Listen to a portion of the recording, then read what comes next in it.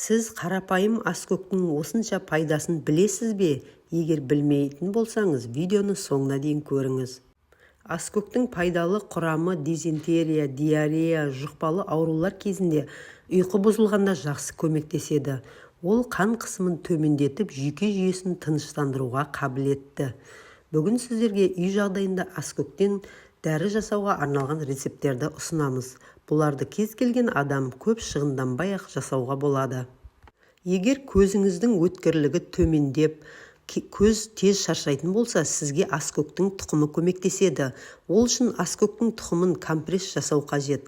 Аскөк тұқымын дәкеге салып, біраз уақыт жылы жерге қою керек. Содан соң оны көзге 20 минут қоямыз. 20 минуттан соң көзіңізде айтарлықтай жеңілдіктер сезінесіз.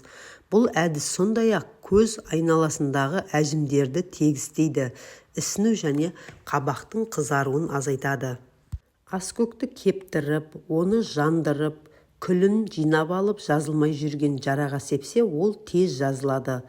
Ұрық дәнін ұнтақтап ауызға салып сорып жүрсе, ыстықты қолма-қол тыяды.